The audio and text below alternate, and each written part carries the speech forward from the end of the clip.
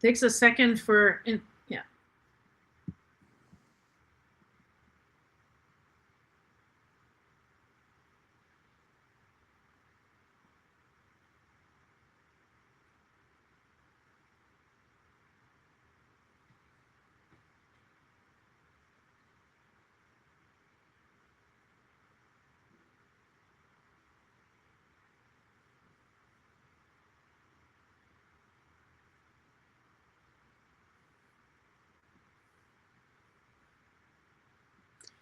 Welcome, everyone. We are here for the 2026 podcast series. Each year, I select a topic to explore and research and present something. And the topic for the podcast this year is to invite people who have gone through spiritual transformation and are working in fields that are different than the norm, and using their abilities to be able to help us in our own journey. And this is to normalize your experience and to be able to make you come forward with your own stories and hopefully see the lighter, brighter side of taking workshops and classes to find your own journey. So with us tonight, we have Jeanne Bassett.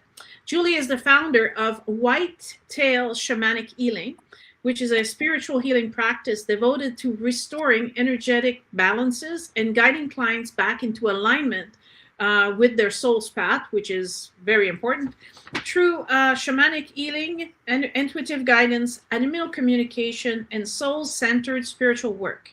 She helps people and animals release energetic blockages, gain clarity, and reconnect with their wisdom of the spirit world and nature.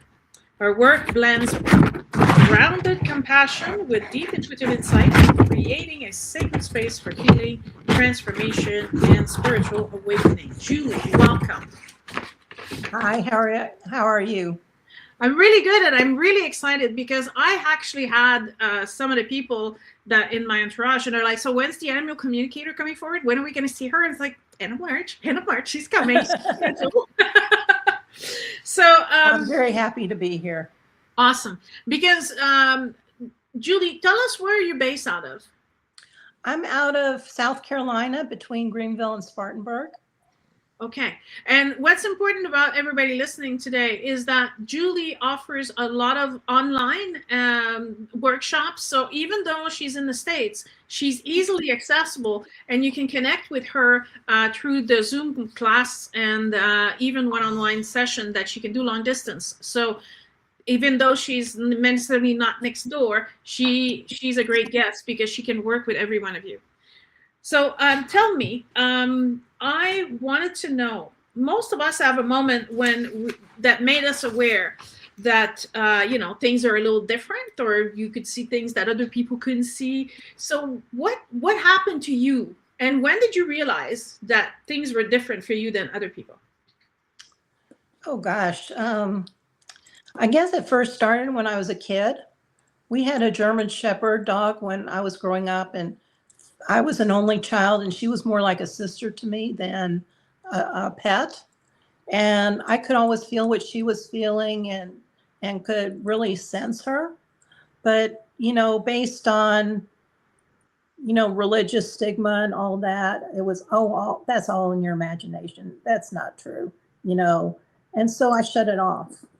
And then after having back surgery in 2017, and then a pulmonary embolism right after that, I decided I was going to take some classes. And I took a transformational coaching class with Mary Morrissey.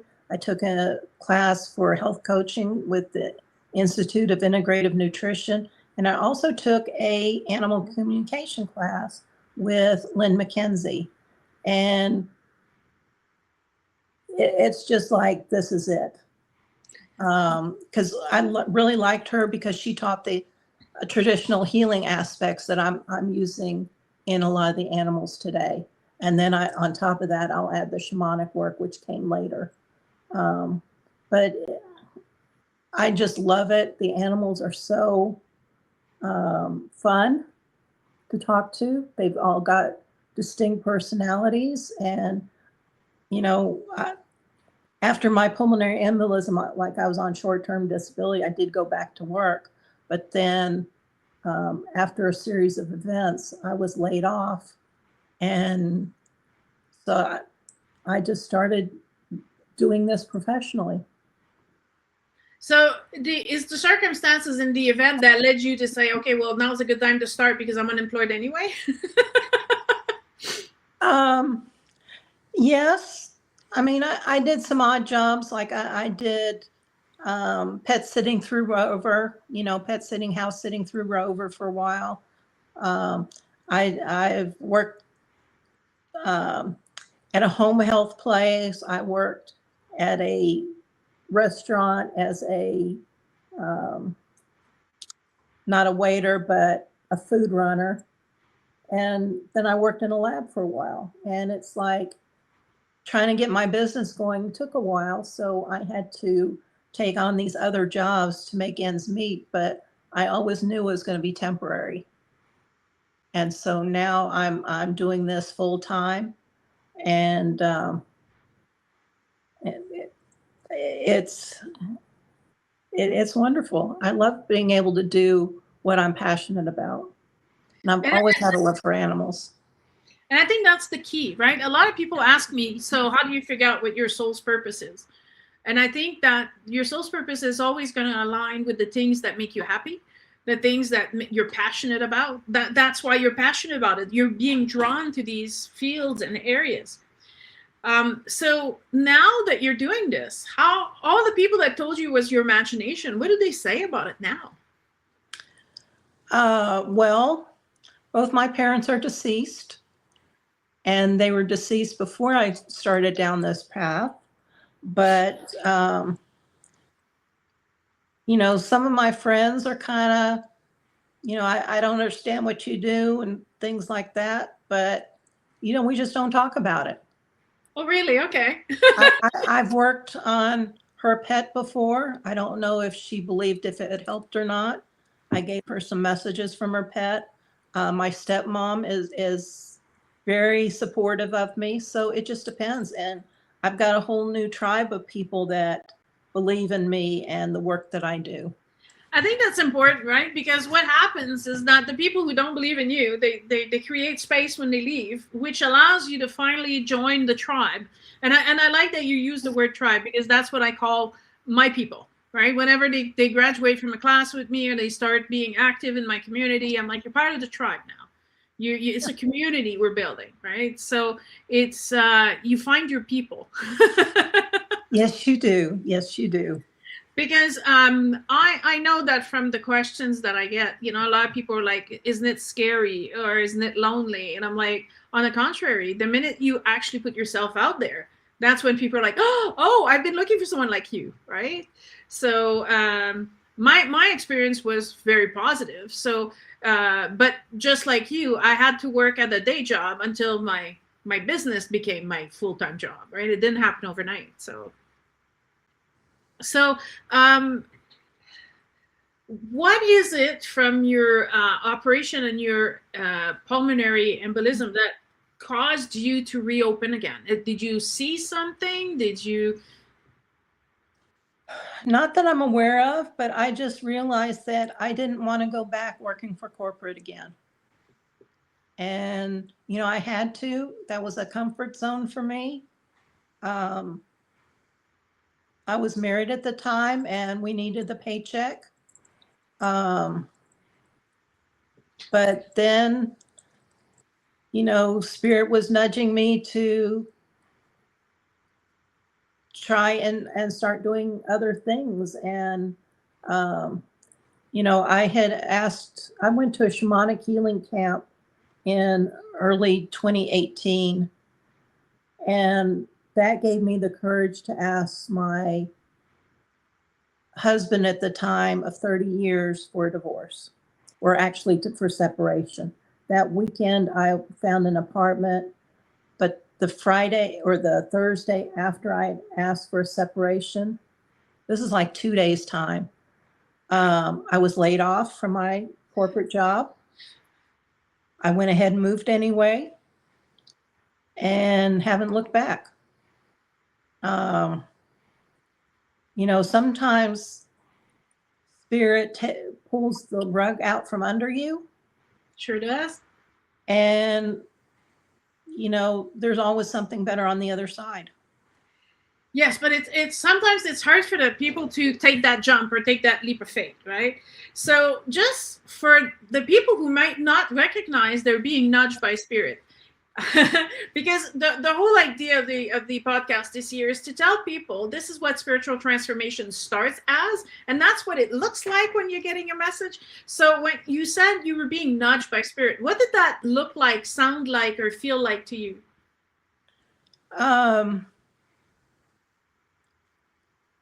Well, as far as my corporate job, I wasn't happy there. I had been promoted to a position that I wasn't being effective. And this company had a tradition of laying people off right around Christmas time. This was a second round of layoffs in May. So, that was a nudge, or actually that was a kick out the door. And then like when I've always kind of been drawn to shamanism, but I wasn't sure if it was the right path for me. But then I watched this 1 hour webinar and I had full body chills the whole hour. Aha. So I knew that I needed to pursue that there was something in it that I needed to learn or I needed to do. And a lot of times you don't know why you're being led that way. That's right. Now I'm starting to see it because things are starting to connect, and I've adapted the training I've learned in shamanism for humans to animals. And I'm also starting to take like medical mediumship or medical intuitive classes because that's going to help me with both the animals and the humans. I don't know where all this is leading. I'm just here for the ride. But it feels different, right? It feels different than when you were with corporate. Oh, yes. They had some very unrealistic deadlines and a lot of pressure. I was working like 12, 14, sometimes 16 hours a day. Some of it because I didn't want to go home to my narcissist husband, but a lot of it was due to the deadlines. They fed each other. Yeah, it's because I think that once you're starting to, like the chills you're talking about, like for me, that's literally my soul saying, see, look how excited I am, kind of thing. There's a way that for each and every one of us, it's different. But that chill, definitely, right? For me, whenever somebody says something and it's true, I have this. Like it's my soul is celebrating. You're telling the truth. You're here. You're now. You're finally connecting the dots. Yay, right? I've called it truth chills. Truth chills. I like that. Awesome. Because I think that's the biggest thing. I mean, for me, it came, I was painting a wall at home and I received I'm an audience. So I received a message, okay, so now you can retire and you can do this full time. And I'm like, wait a minute. So, I had 3 kids, I had a mortgage, I had a car payment. I was like, yeah, I'm not feeling it right now. I need more, but at least it was kind of my call saying, okay, well, if you need more, go find it because we're waiting for you. We're ready, you're not, so get ready, kind of thing. So I just like you, I wasn't sure where this was going. So I took this class and I took that class, but eventually I don't know, I felt like I was surrounded and finally had how can I say it? I had the boundaries of what that looks like for me and how I'm going to apply it, And I think that it's important what you're doing, that you're adapting it to the shamanism for the animals because they're sentient beings. Yeah. Right. And there are companions and they share lives. So they have, I think, just as much as us a right to feel healthy and be happy and be connecting to their purpose, because they also have a purpose. Most definitely. So I thought that was super important. I know some people are watching. I can see the numbers. Don't be shy. Say hi. Write the comments, either on YouTube, Instagram, or Facebook. We'll say hi back to you. We're open to questions. And I kind of twisted a bit of Julie's arm so she can do a demonstration for us later. So you guys know what it looks like, because we have our two lovely pets here who do have attitude. They have their very strong personalities. So we have two things to ask for for them to please be kind. So you can see the demonstration in a little bit. So stay tuned for that. But I want to know more about your experience in, because you've had some very interesting experiences with different modalities. So how does it come to you that you're integrating them together?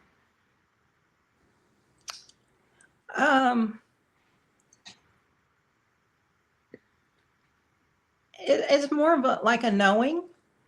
A knowing. Okay. With it, can you describe that? Well, sometimes I'll see the energy. So Okay. when I'm sensing how an animal is feeling, I ask if I can step into its energy. And Okay. I'm very clairsentient, so I can feel what the animal is feeling or what a human is feeling. And I sense it in my body. And so it's like, oh, you got an upset tummy, don't you? Uh-huh. So then I'll dig deeper and try and get to the root cause of it. But that way, you know, and I've had them where they're nauseous, and I say, well, what's making you nauseous? And I'll get like a metallic taste in my mouth. And I say, okay, where's that coming from? And they'll show me like a pill. And it's like, oh, so that pill is upsetting your tummy. And it goes, yeah.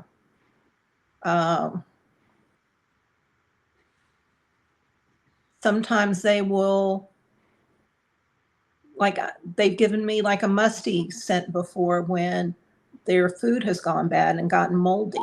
Okay. A lot of times they'll sing songs to me.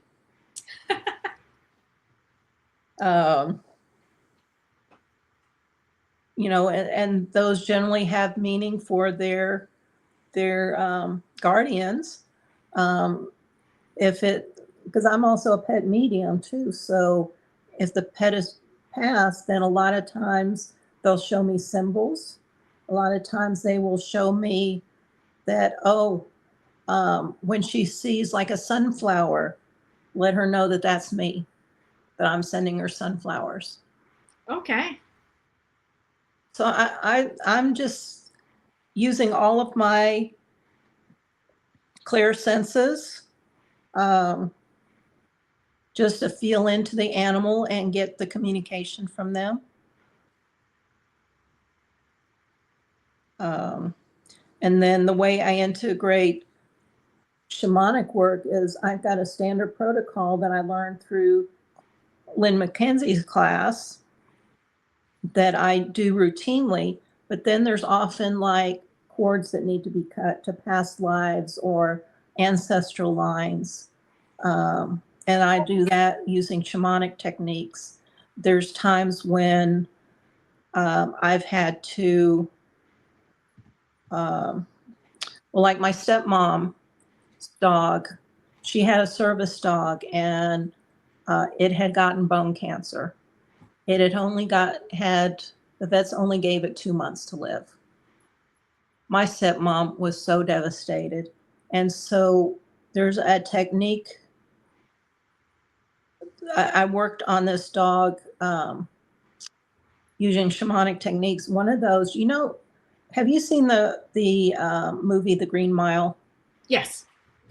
You know, when John takes in all that negative energy and coughs it out, that's called a husha mikwe. The shamans that I've dealt with are from the Andes Mountains, Peru, Chile, you know, South America. And that is one of the techniques I learned from a different shamanic instructor, Joan Wilcox.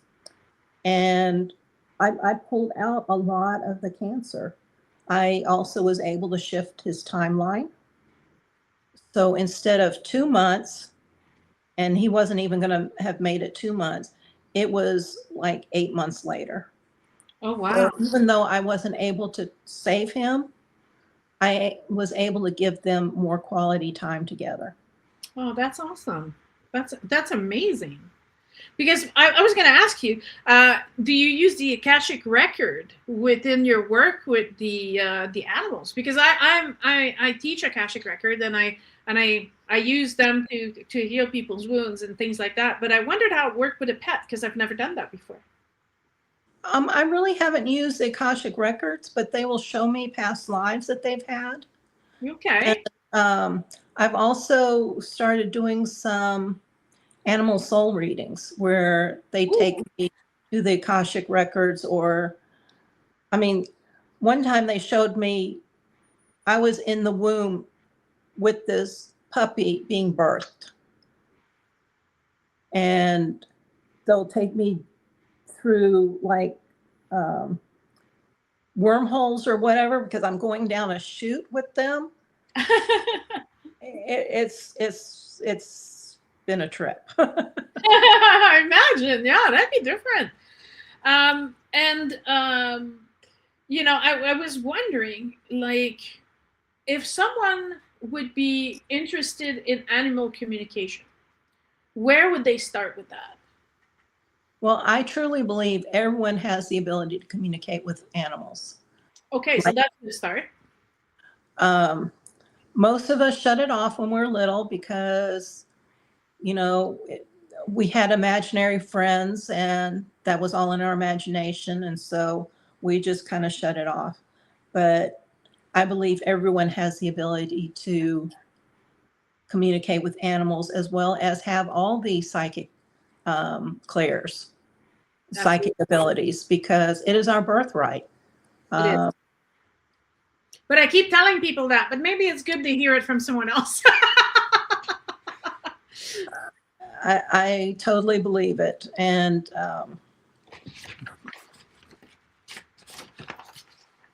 but and one thing I want to point out, though, is you're trying to talk to your own animal. A lot of times doubt comes in because your energy fields are so interconnected. It's hard to know what is theirs and what is yours. So it's best to start with other people's animals where you can get validation. There's a lot of animal communication groups on YouTube. I have I'm one of the admins for the Animal Communication Collective, where you can practice on other people's animals and get feedback and start getting your confidence up. Well, that's nice. That's really good. And that's in the information that you sent me the other day, right? So I posted all that information in the description on Facebook and YouTube and all that. So if you're looking to contact Julie, it's all on there. Yeah, I've got, those are my links, but this is a special group on Facebook. I didn't know it was going to come up, but just look up Animal Communication Collective and just ask to join. Cool. All right. But I think that's important what you just said, because it applies to medium for people as well, right? Sometimes you're asking a question and you're like, oh, is this my wishful thinking? Is it, or is this really the answer? And it's easier to doubt when it's for yourself, where when I'm doing this for anybody else, I'm hearing a message. So I know I'm not affecting this message. It's what I'm hearing. So I'm much more confident when it comes to doing it for other people than for myself. Well, plus you have a vested interest when it's for yourself. And so you might start getting the answers you want to hear instead of the true answers, because your subconscious is saying, no, we don't want it to go that way. We want it to go this way. Whereas when you are unbiased talking to somebody else or giving a message to somebody else, you just give what you're getting. And then once you start building up that trust, then you can start doing it for yourself and for your own animals. But it's really nice that you have something in place. So tell me, do you teach animal communication? What does a beginner's class look like? Well, right now I'm doing a beginner animal communication workshop. I've been doing it like a Saturday, Sunday.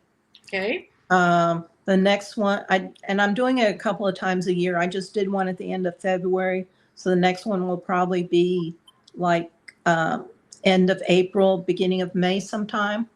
Okay. I start advertising it about a month in advance. And then, so the first day is all the, we do a water blessing, we do an attunement. We get a power animal because a power animal is going to help you with your animal communication. So I take you through that.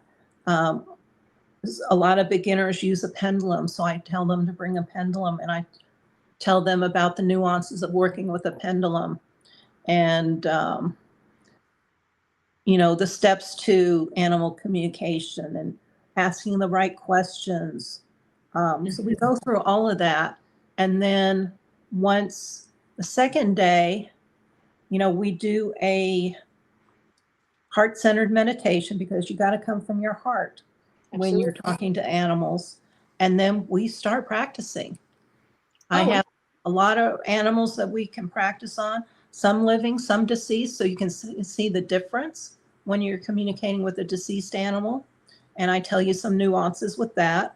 And then what I do is I send out an email like a week before the class so that they can submit their own animals if they want to participate in the conversation and in the training, because that way they get to practice with their own animals and see if they do get something.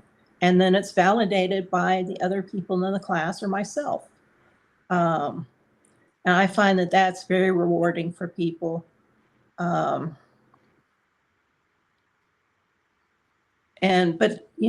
animals have free will just as we do. So I always have to ask them if they're willing to participate. And I've had some that say no, because having all these students talk to them all at once, it sometimes is overwhelming for some of the animals. And I have to respect that. Yeah, but when I work with people in doing that, I tell them it's good. You're going to ask a question one person at a time, so not to overwhelm the animal. So when the animal looks you in the eye, you got his attention or her attention. You can then formulate the question. We can all hear the answer, but the one at a time. Otherwise, it would be pure chaos, right? Some animals can do it. Really? Eh? Okay. We're asking them all sorts of questions all the time, and I don't know how, but they're giving all the answers. That's amazing. And do you experience, like in my experience, some animals will talk to you with images, other will actually be more vocal, or the older they get, the more vocal they are, the more ability they seem to have to formulate words and phrases? Or not necessarily. Animals communicate with us telepathically, but that doesn't just mean sending pictures. You can get information from the animal with any of your clairsenses. But sometimes like you they'll say, show you a picture. Smells from them, and sometimes you'll hear music, sometimes they'll say something to you, sometimes you'll just know, sometimes you'll get a taste in your mouth, sometimes you'll get a feeling in your body. It can come through in any way, so you have to be open to receive the information however it comes through. I know Lorelei, and she took my animal communication class, and Doc, the service dog that I told you I worked on, he's one of my animals I use in my class. And, he's deceased, but he had her using all of her senses. Oh, wow. Okay. And so nice to pursue this relationship with you further on, that you can actually continue training people with their help. Absolutely. I have a lot of current animals and animals that have are deceased that help me with my work. That's great. So I have Buddy here. Did Buddy say that he would like to talk with you? Well, we were chatting a little bit earlier. Thank you for sending the picture. It helps me have a deeper connection. Did you realize that he is a super empath? He's actually I raised him and I selected him and I waited for him because I'll introduce him. Come here with me. He's a super chill dog. So Buddy is very calm. He's yes, you are. You're perfect. Yeah, he's an old soul. Yes, he's very kind, and he loves to when people feel anything but joy, he feels it right away, and he goes over to them and he wants to be picked up. So he's not doing it for himself; he's doing it for them. So we host retreats here. So we have people working on deep emotional wounding, and so they have deep emotions, and they need a safe place. And sometimes Buddy is the perfect individual to give them support. They just need to hug his fluffy soft Buddy. Well, he's taking on a lot of emotions from a lot of people and other animals. He is what I call or what's called a Heyote, Heyyote empath, because he's got a lot of stuck emotions in his body. Oh, does he? Well, and that, have you taken him to have the test already? There's two things that he won't pass if we go now. So he doesn't like walking on surfaces. So certain surfaces that he all of a sudden refused to walk. He won't go upstairs. So we carry him up and down the stairs. He can go up, he just refused to. He'll go down but going up for him, I don't know. There seems to be a great challenge, right? But you just don't like stairs. No, you don't.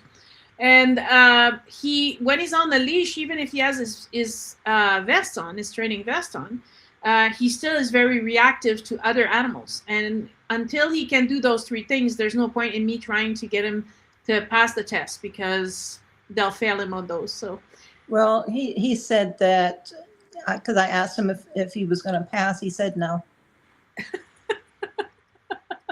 And right now he is so overwhelmed with everyone else's emotions that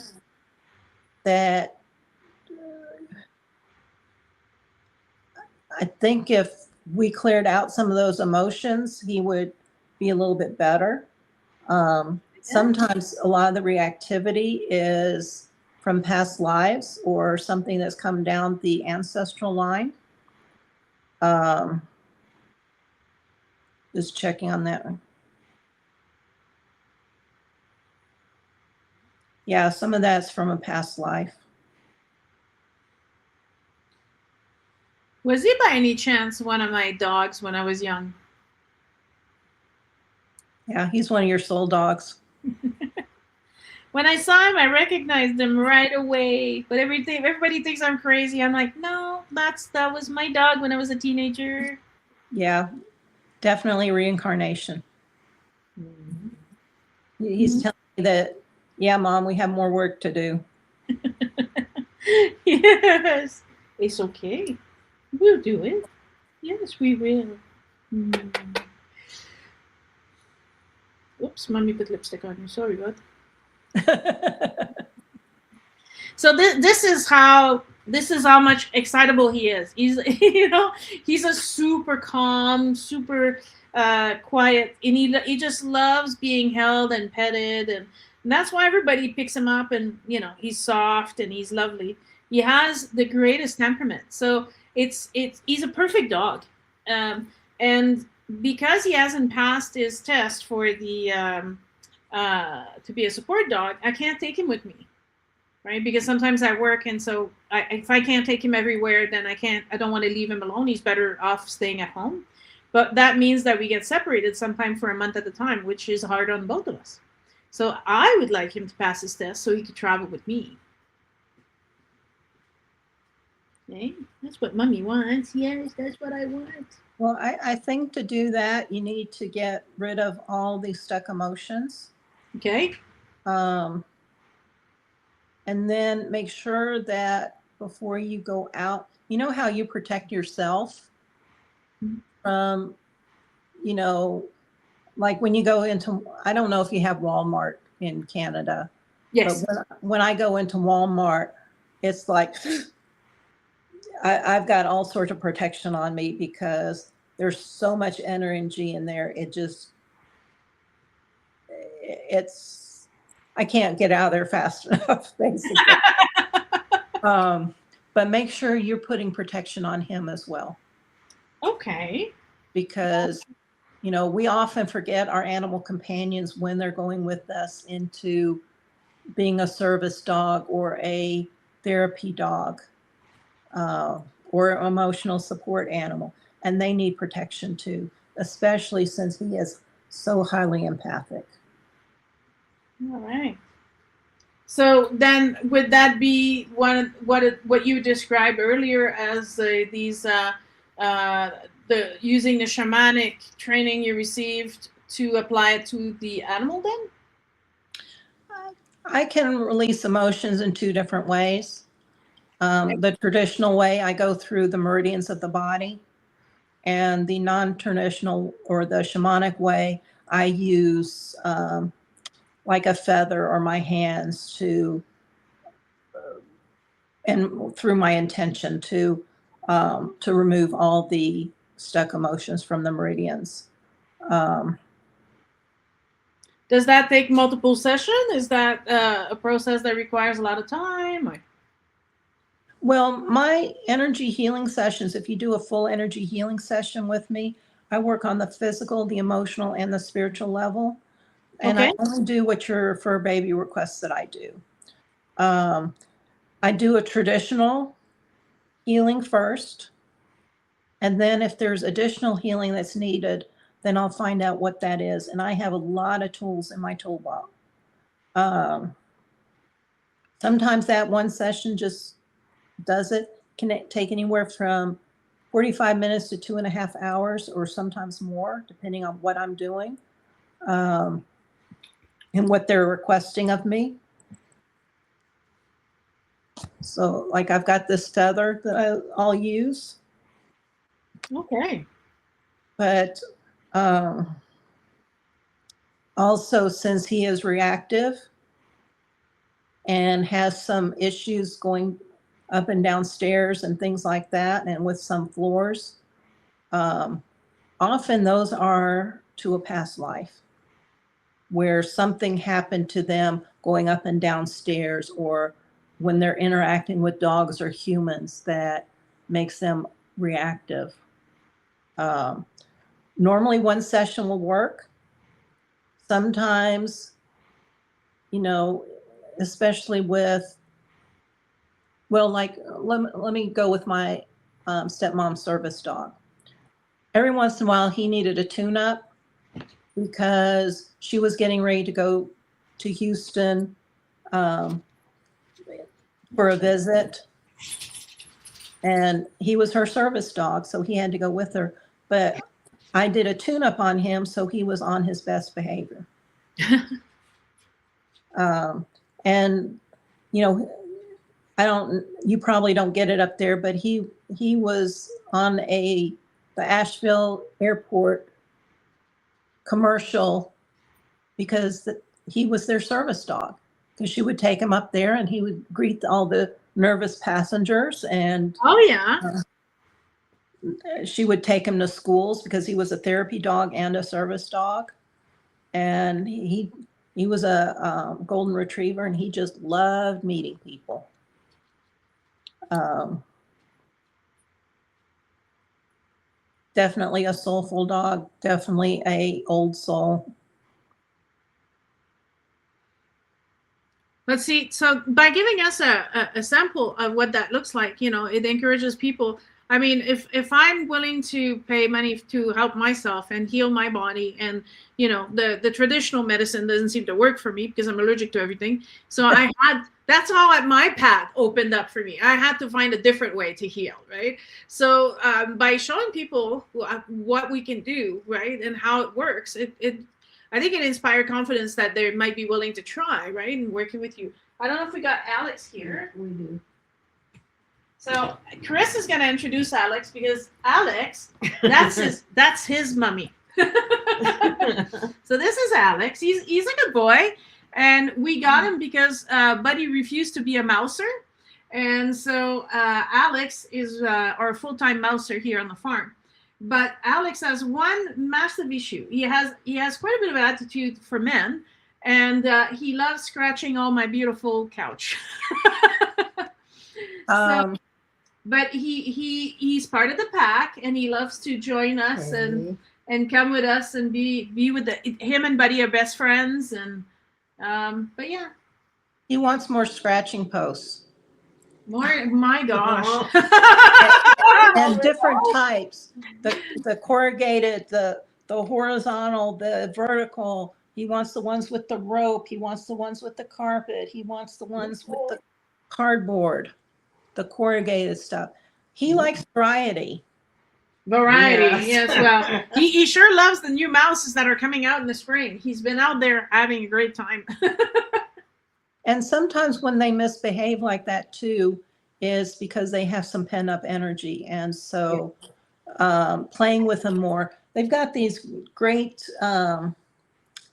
scratching posts now that have different types of fabric. And at the bottom, they have like a little ball and there's little holes in there so they can play with it too.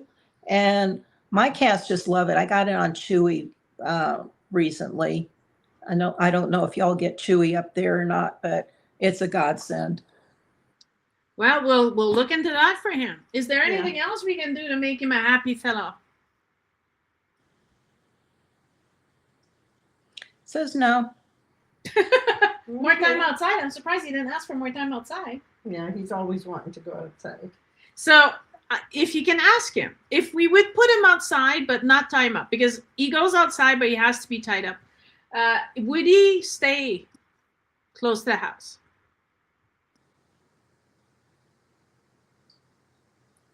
He says probably. Yeah, I recognize the attitude of Alex there. Probably, but if I feel like it, I might just wander off and come back later. He says he wouldn't wander off too far, but he says he's a predator and he has to prey. Yes. So if there's something that he sees in the distance, he's going to go check it out. Yeah.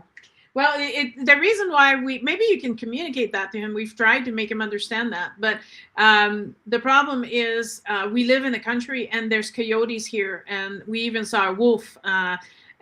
We have real predators, much bigger, more dangerous than he is, and that's the reason why we keep it close to the house, because we don't want him to be, killed. He said, they don't scare me. Well, him and Buddy on the same. Buddy chases moose in my yard, so.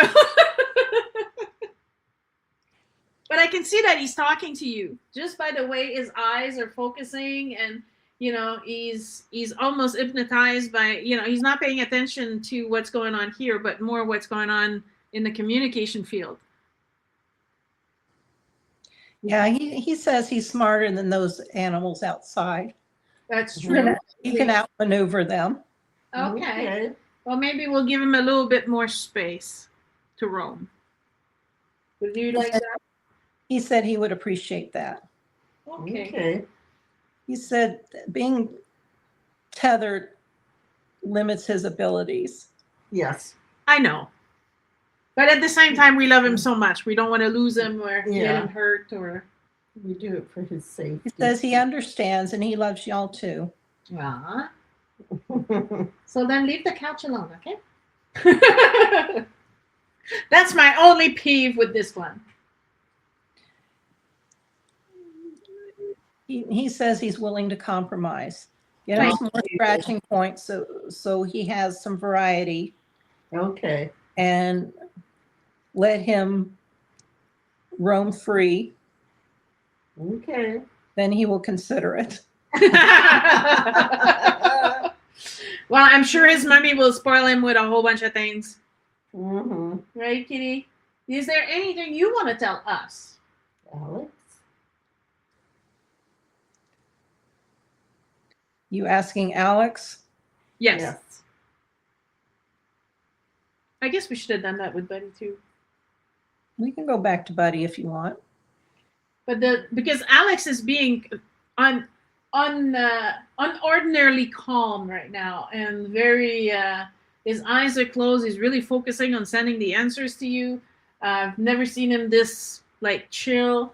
Even his tail is just like slowly swagging. Like I'm totally focusing on this communication. It's a different animal right now. I have that effect on animals.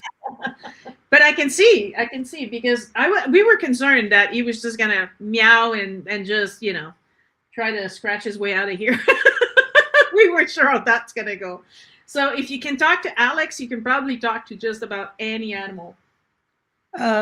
He's telling me that he loves y'all very much. He appreciates the home that you've given him. He feels so spoiled. I hope so. He said he's sorry he's ruined your furniture, but cats must be cats. Yeah, I get that.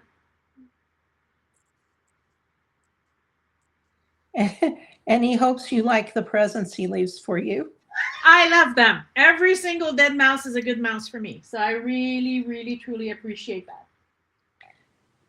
He says those are presents to you for taking such good care of him. Thank you, Alex. It's kind of like he's paying his rent. Well, Yes. What's funny, the story I didn't tell you about Alex is that we had a mouse in the house, and I pointed to Buddy, look, there's a mouse, and he looked up, he looked at the mouse, and he went, woof, and he went back to sleep, and I'm like, oh, I don't think so. And I've never had a dog that didn't hunt before, so this was new to me. So I said to Chris, we're getting a cat, and I'm normally allergic to cats, but Alex, I got no reaction with him. So everything is perfect. So I was at a fair downtown, and all of a sudden I heard the message, your cat's waiting for you at the store. So I told Chris, I'll be back in 10 minutes. And I walked to the store, and there he was. And the person at the store said to me, but that's the rambunctious one. You should take one of the girls. They're quiet. I said, no. I need the rambunctious one. He's going to live with a dog. They have to, he has to have a little bit of oomph to himself to stand up to the dog.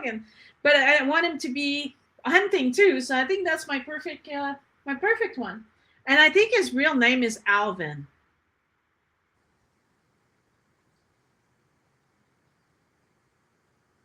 He says no, he doesn't accept that name. Okay. So all right. Alex it is then. The first thing that had popped in my head was Alvin. I'm like, oh, maybe not, because we're gonna keep screaming Alvin all the time. He said, well, to be perfectly honest, I was once called Alvin, and that was a very degrading name. Oh, He prefers Alex. Oh, well, I'm glad you like Alex. We love you. That's good. And I hope that the people watching are enjoying this and seeing how much you can get from an animal communication like this, right?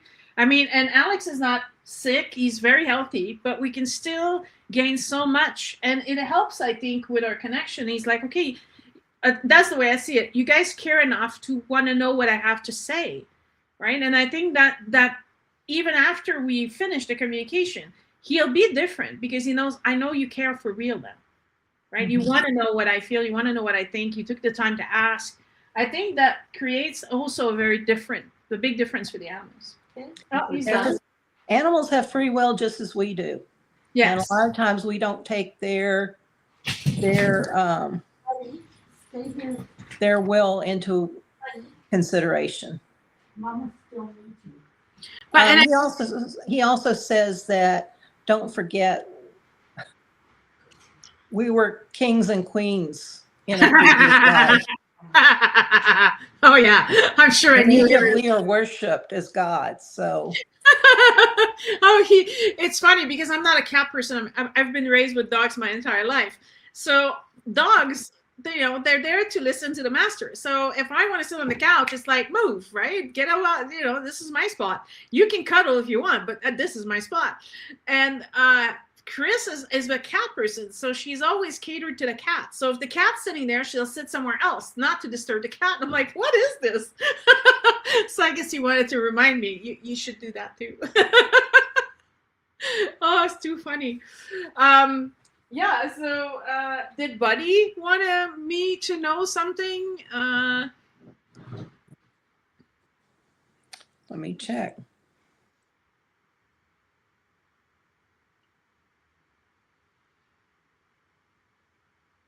He's showing me two hearts beating as one. To me, that's my symbol for a soul connection, a soul dog. We spent many lifetimes together. I believe in that. He loves you to the moon and back. And then he goes, wait a minute. No, way beyond the moon and back.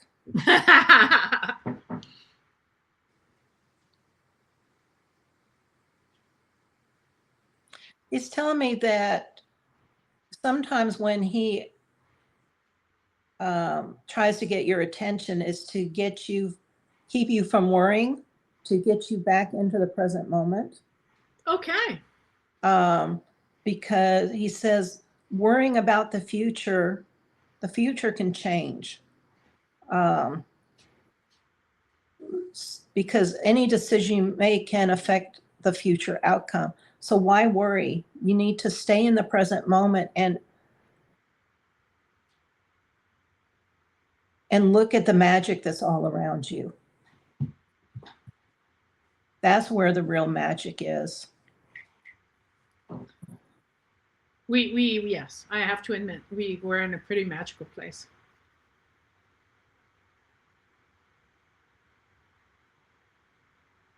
Let all the stress and worry go. It's not your burden to bear. Make sure you stay in the here and now.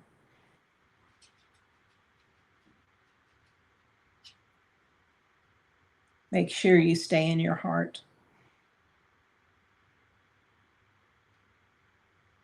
Anything else? He loves you very, very much. He said that you both still have work to do together. And he's going to be there every step of the way. Good. Until he can no longer be there, but then he will still be with you in spirit, just as he was before.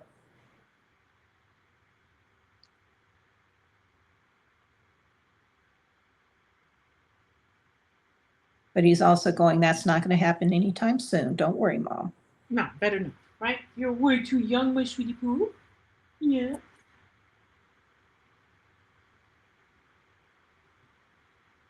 So the cat wanted scratch post. Does Buddy want anything? More treats. Of course.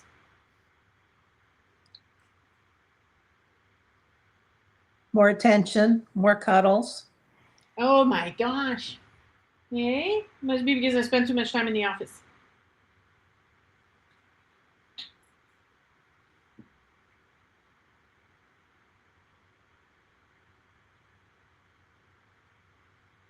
That's about it. Well, that's a lot. I mean, that's wonderful. That is amazing. So thank you on the part of Alex, Chris, and Buddy, and me. We appreciate that. And we hope that I'm not seeing any comments. And sometimes it's frustrating because the comments don't always appear. So I'm just going to go check and see if we're missing the comments for some reason, because that does happen.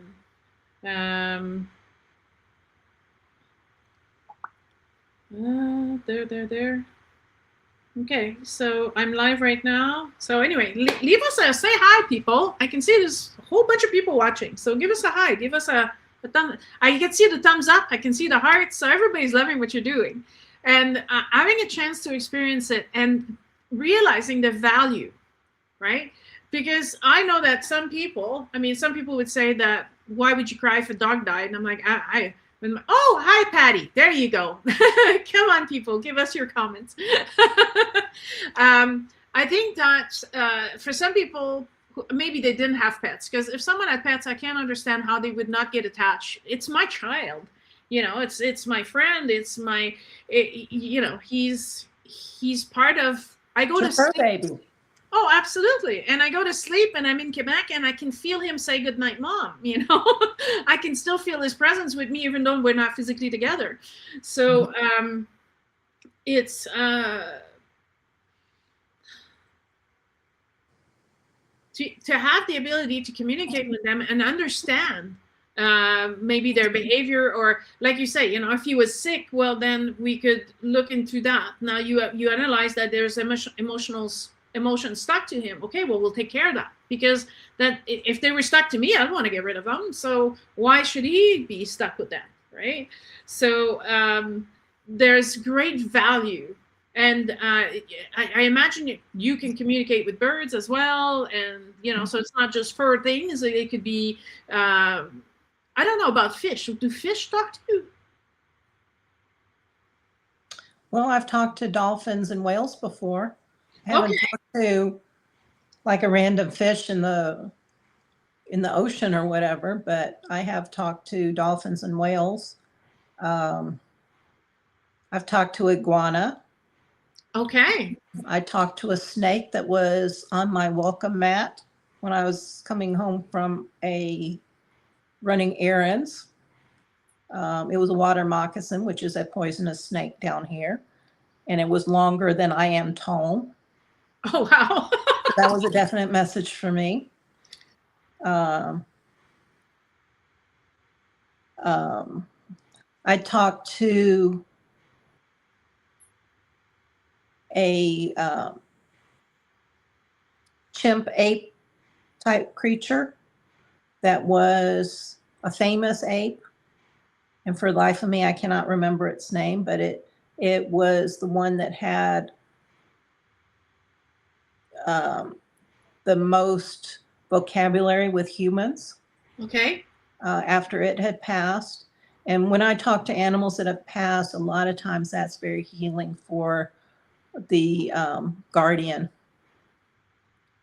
Because it just brings closure. You know, they always want to know whether they're okay. And, you know, I'm always saying, okay, well, he's showing me a sunflower, so he's me sending you sunflowers, whether it's outside in nature or a picture in a book or magazine. You know, just know that that's him. So it just helps bring closure.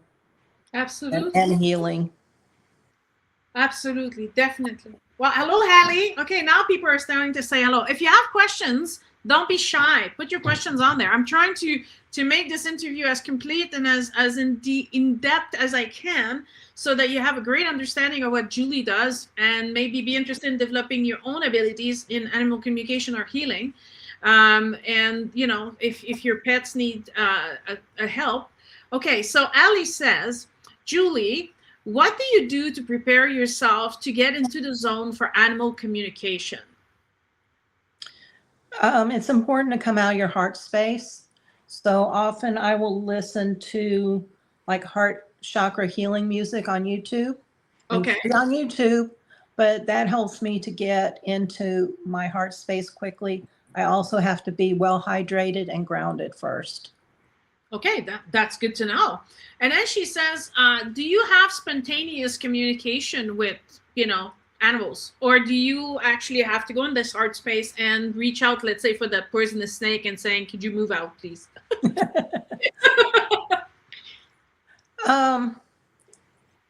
Yes, I have. Generally, I try and stay in my heart space as much as possible. But sometimes, like if there's birds outside, I'm not tuned into them. Okay. Just as a lot of times our animals will tune us out because it's blah, blah, blah, blah, blah, blah, blah. You know, they understand more than we give them credit for, but sometimes they just kind of ignore us because when we're talking to each other and stuff like that, it's blah, blah, blah, blah, blah. And they kind of just tune us out. But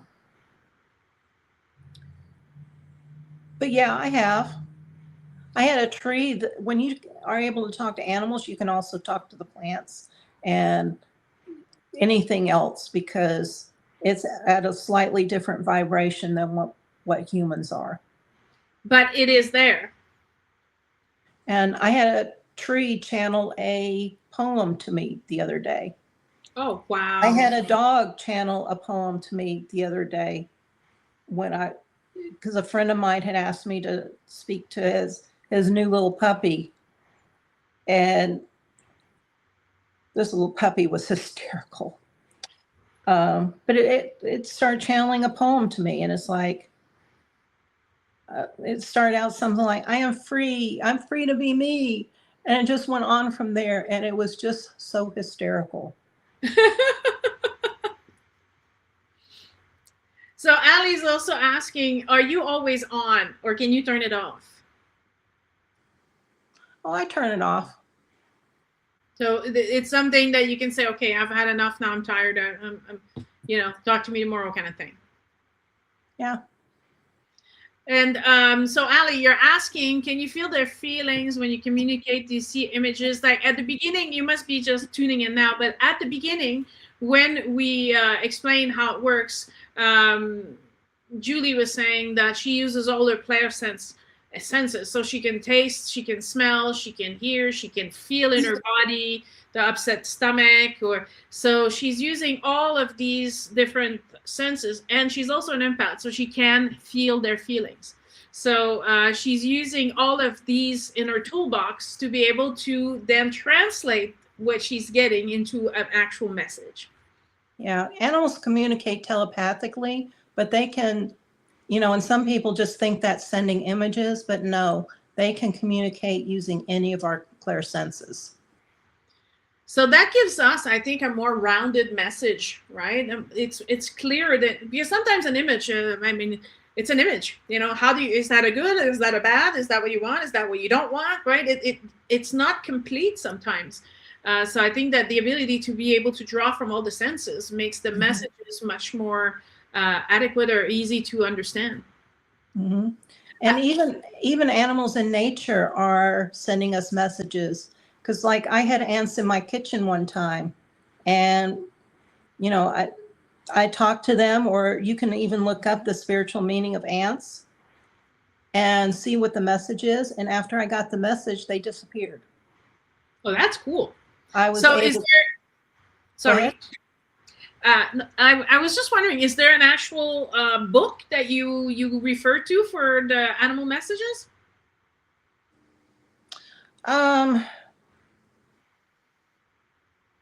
Hang on one second. Okay. This is a great book, Animal Spirit Guides by Stephen D. Farmer. Okay. Because they have it like, if a monkey shows up, it means calling a monkey when, and if a monkey is your power animal. It has 3 different settings, because sometimes your power animal is there to help you navigate part of your journey. Sometimes an animal just shows up to give you a message. So it has it broken down in different ways, but there's a lot of, Ted Andrews has some great books. I really like Ted Andrews, Animal Speak. That's one of the ones I refer to a lot, because even though he's First Nation, he has animals like ostriches and elephants, right? So it's not just North American animals. So you can use the ones, because I tell people, if an eagle flies above your head, he's trying to show you something. He's trying to tell you something, right? Because nobody else saw the eagle, just you. But if you dream of an ostrich, I like the way he explains traditionally the meaning, and also historically, and so it's great to get the teachings from the animals world. Most definitely. And if you see 3 of the same animal, either sequentially or in a group, that's a message. Or if it's an unusual place, like having the snake on my welcome mat, that was not expected. I also had a bunch of slugs on my patio that was telling me I was losing too much energy and I needed to do some more to protect myself. Once I learned the message, they were gone. There was also a groundhog in my apartment complex in the middle of the day. I've never seen a live groundhog, Okay. especially not in the middle of apartment complex. That was an unusual situation, and that was a message for me as well. So anytime you see something out of the ordinary that you don't normally see, that's a message for you. I personally had experienced something really otherworldly every time I went to work, and I worked. It was a big building in a big city, but just around the building there was like a green belt, right? So there was a little lake, so there was a lot of ducks and a little bit of wildlife because of the green belt.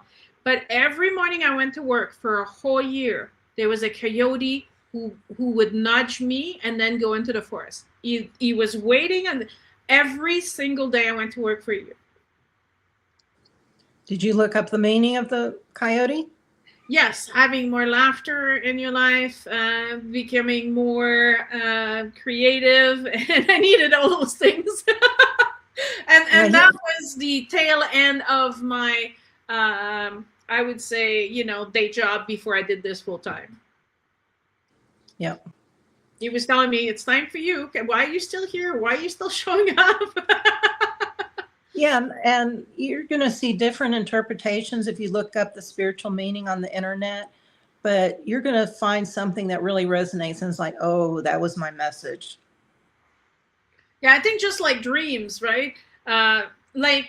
If I dream of a black cat, I am not going to go to the superstitious or the fear. Whereas another person might say, oh my God, the black cat, bad things are coming. So every one of us also has their own vocabulary and meaning. Symbols. Yep. Yes. So, because when I teach dream interpretation, I tell them, I said, you can buy 5 different books and look in all these books what a red bird means, and they'll give you all 5 different explanations. So it's not about figuring out what they think it means. What does it mean to you? Because it's your soul talking to you, right? So your soul is using a language you should understand. So you really need to get in touch with your own self. What does this mean to me? And I think the animals are the same.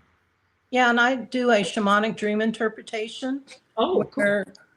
Where we pick out several things in the dream that stood out, and it helps them interpret their own dream. Yeah, exactly. And it's a very important tool to have, because it's your soul talking to you. So you need to learn how to communicate, right? So I know we talked a lot about animal, but you also do people stuff. And we have maybe just about 20 minutes left. So I would like to know more about that part of your work as well. Well, shamanic energy healing is very powerful. Mm-hmm. I can help relieve pain in the body. I had somebody that went to the doctor the next day, and she had always had high blood pressure. She had them check it 3 times because it was low, or it was back in normal range, and that had never happened before. It gets rid of stuck emotions. It gets rid of trauma in the body. It gets rid of limiting beliefs, any fears that you have, just whatever you need to release. We just set the intention that it's all going to be released. We talk a little bit, and then there's different tools that I use to get you really relaxed, and then I remove it from your chakras, the dark or negative type energy. I generally will see it like as a cloud. I'll remove it from your chakra, give it to the flame for transmutation. Then I'm going to look for any cords to past lives to people that are holding you back, preventing you from moving forward. Sometimes people have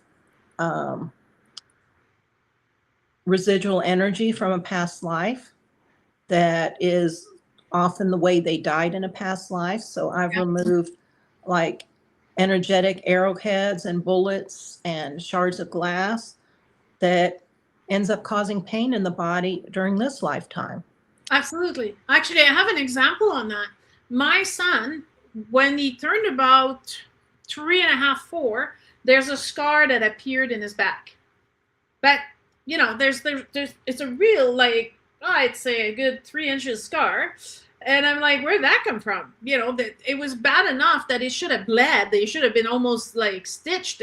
But all there is just the scar appeared. And then he had a growth spurt. And in the same place as before, the scar appeared again.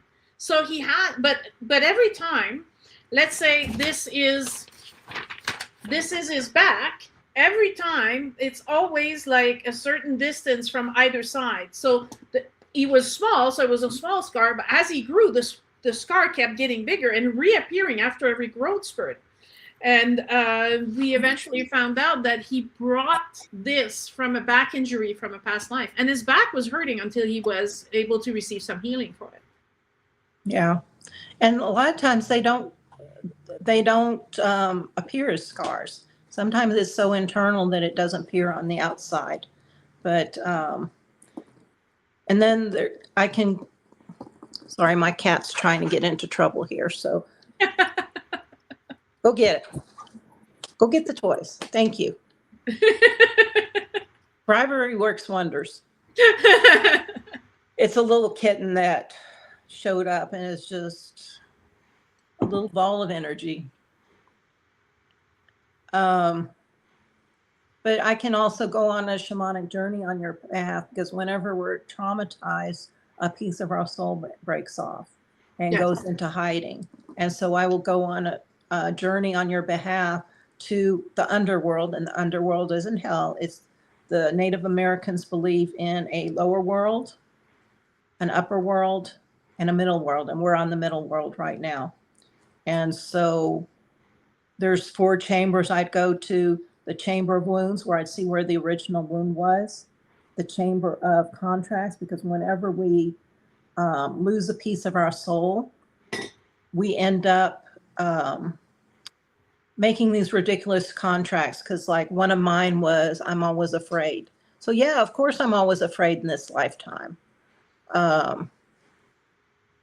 So then I'll bring that contract back with me, and I will tell you how to let go of that one contract and instill a new contract. And I'll work with you to help you instill that new contract. Then the Chamber of Grace. The Chamber of Grace is where I talk to your soul piece and try and convince it to come back. Sometimes it will, sometimes it won't, sometimes it will with conditions. And then the Chamber of Treasures. And in the Chamber of Treasures, they give a gift for you to help you on your journey. And when somewhere along the way, I end up getting a power animal that's going to also help you on your journey. And then I bring the power animal back, the soul piece if it wants to come, and then the contract and the gift. And then there's another part of that where you get to ask these different things, and I bring back questions, and some of the answers are so profound that it's, people have said it's been life-changing. So I really enjoy doing this work. Well, it's very similar to something that I do, except that instead of going on their behalf, I bring them along. So they take the responsibility of bringing their own self back. But I agree with you. There's the grace, there's the gift, there's the power animal, everything is there. So you were saying earlier that you were trained by Peruvian shaman from the Andes? So yeah, I did a 6-month-long program with Alberto Villodo and his team. Did a lot of practicing with my fellow students. And a lot of other people, because I wanted to get really good at it. So now I'm able to do it professionally. That's key, I think, right? We need to practice to get good at it, right? If you don't practice, it doesn't matter if you have a gift or not, right? It's not going to happen. You need to put in the work. Right. And then I learned from another instructor, Joan Parisia Wilcox. And then there's some others along the way, but a lot of their techniques I don't really use. but her techniques are from the Andean shamans, the Andean mountain shamans, or actually they call themselves Pacos. But sometimes I will use some of the techniques I learned from Alberto Velodo, and then other times I'll use techniques from Joan Wilcox, and other times Spirit just guides me to do something else. Which are always the interesting one, right? I am just the vessel.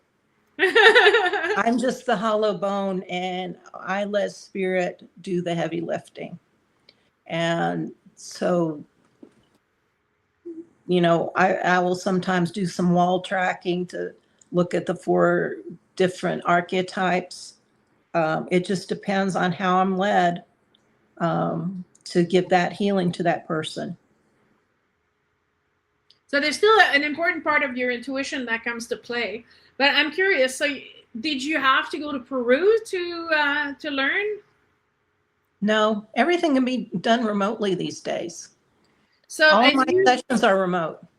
And you are, I believe, if I understood correctly, you teach that spiritual healing yourself. I'm working on a class on healing through the 4 directions. Okay, so that's coming in the near future. All right. I'm hoping so. I know so. I just in case some of our listeners are interested, so that they know if they go on your website or whatever and they can't find that, you know, class on the 4 direction, they're going to be, where can I find this? Just so they know it's coming soon. You're working on it, and it's going to be a training. But for now, they can reach out to you and get some healing done. Yes, and this is actually, the class is actually going to be more of a healing, because part of my training was going through the medicine wheel and healing what I needed to heal. A lot of it is like the shadow work type stuff. But to be able to heal others, you got to heal yourself. Definitely. I 100%. I think that the first place to start is right at home. You need to fix your own stuff before you can think that you can, you know, fix other people. You need to know about how the winding happened and how did you live with it for these patterns for so long. You need to identify them before you start telling other people's, right? And I don't believe there's really any end to healing. We just end up further up on the spiral. Exactly. And you know, there's still more healing to be done, but once because you'll find that you're triggered by some things in the past, but then next time it comes along, you aren't triggered as bad. And so it just keeps getting better and better until you are as close to being healed as you possibly can. But I think it's a never-ending process. There's always something to heal. Well, personally, I think that if you finish healing whatever happened in this life, that's when you can start tackling the past lives.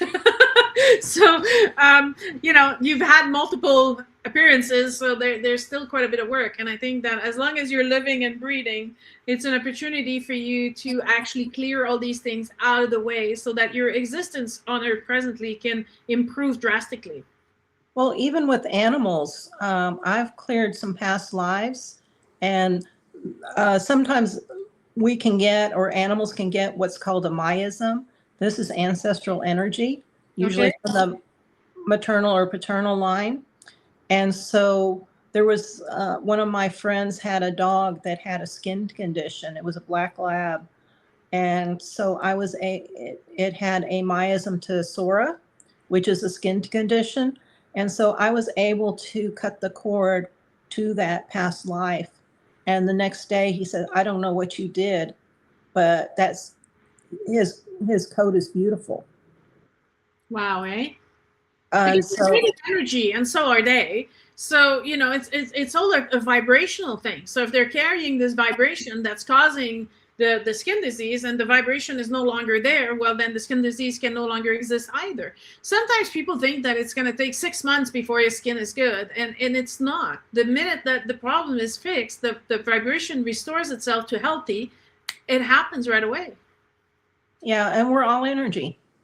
Exactly. So if you clean up the energy and get it back to where it's supposed to be, then a lot of times these things clear up on their own. or seemingly on their own. Yeah, I find it very interesting. I didn't realize you had some in these training. I got trained in the jungle in Peru, and Awesome. yeah.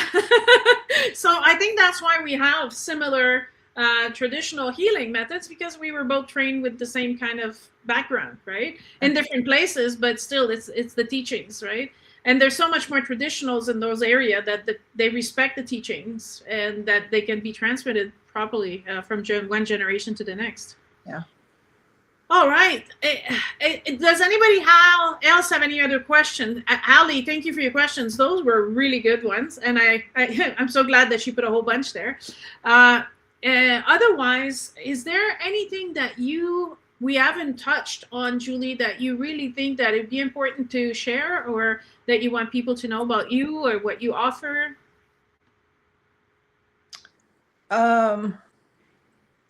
Well, I just love what I do. I love being of service to people and their animals.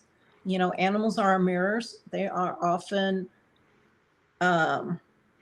imitating us. They're often healing us.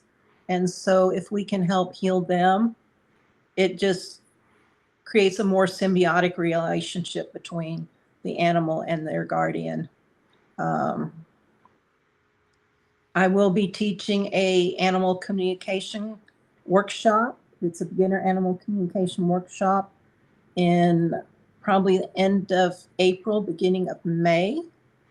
I also teach an animal chakra class because, you know, humans have 7 major chakras in their body. Animals actually have 9. And some of those are very important with like the human animal bond, and for overreaction or underreaction to training cues, circumstances, people, other animals, noises. So I like teaching people about that. That's also going to probably be coming up the end of April, beginning of May. The healing through the 4 directions is probably going to be coming up April or May timeframe. And I'm also working on a more in-depth animal energy healing Course or means of healing? Course, where Okay. I'm going to be starting to teach people how I do it. Because you can clear out the chakras and things like that, but there's, you know, that's only on the spiritual level. You need to heal the physical, the emotional, and the spiritual level often. And there's more to it than just dealing with the chakras. And it's also important that when you know, because there's a lot of Reiki practitioners that work on animals. There's a lot of other people that do energy work on animals, but unless you know that they've got 9 chakras and where they're located, because their locations are a little bit different in the animal, it's not going to be quite as effective. So that's why I like teaching about the animal chakras. And what I like is that you've taken everything you've learned, but you're also adding to it your personal experience and trusting what information you've received and how you've worked with this over the years in making it your own, right? And so you're taking something and you're making it, you're growing it. I don't want to say something better because it's still good, but with your experience and everything you've done, you're able to say, well, I see this and I see that, and I'm adding that and making it even more potent and more efficient. And I think that is the true gift that you can offer, right? Is to be confident enough in the experience and wisdom and skills you acquired, and then share that with the rest of us so that we can be of benefits to our loved ones and animals. Well, I take no credit for it. My guides are absolutely amazing. Like I said, I'm just a hollow bone. I just do what I'm told. But still, you're taking that extra challenge of trying to teach us that you know, a more complete model that, you know, considers all of the. I believe that we are physical, sure. We have a physical body, but we're also emotions. We're also, thoughts. We're also spiritual. We're so much more than just our physical body. And if we just look at the symptoms and not the cause, which sometimes it's an emotional cause, it's a spiritual cause, right? If we don't go look beyond just putting a Band-Aid on things, we're not truly healing. We're not truly transforming. And I think that we need that courage to take that leap and say, I'm going to see it through the bottom. I'm going to get to the bottom of it. I'm going to clear it, and it's going to be gone. Yeah, and that's also what I'm learning in my medical intuitive courses, because I'm in an advanced medical intuition course right now where we're actually getting down to the core beliefs and healing that. Because like the liver stores a lot of anger, and sometimes people start having liver issues or issues in their stomach, but when you get down to it, it's actually tied to a core belief. Absolutely. I also do core belief work, so I'm totally there with you. I have seen people's lives, not them, their whole lives completely transform the minute we can take an old belief, like second grade teacher told you you'll never be good at math. And they integrated that because it came from a figure of authority, a teacher, and they trusted that teacher knew what he was talking about. And now we go in and we're like, no. You're good at math. You just gave up because someone told you you'll never be good at it. So now you can go back now. You can learn. Mm-hmm. I've helped people learn a second language. I've helped, in my life personally, I cleared the belief that I was not lovable because my mother never said I love you. So I integrated. It's, sometimes you don't have to be told. You just integrate this message from behavior and things going on around you. And I figured, okay, well, this is the best I'm ever going to get. I might as well settle because people are not going to love me. I'm not worthy of this love.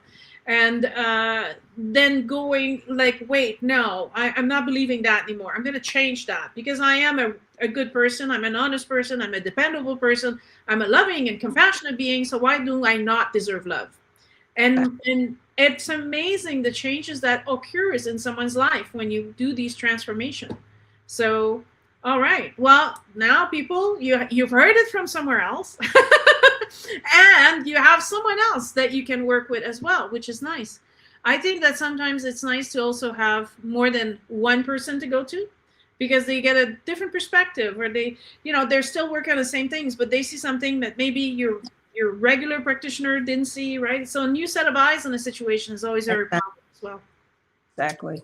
So you can contact Julie. All her information is in the description on Facebook and on YouTube and attached to the Instagram post as well. We've got her website. There are 2 websites. We got her Facebook as well. She's easy. She's quick to answer when you reach out to her, which is really nice. You don't have to wait for days. So if you need her, she's going to easily be reached. So don't be shy. And if you need more information, go to the website. I always say that's a good place to start. But if you have more individual question, that's the best place is just to ask the practitioner you want to work with, right? Or the teacher you want to learn from.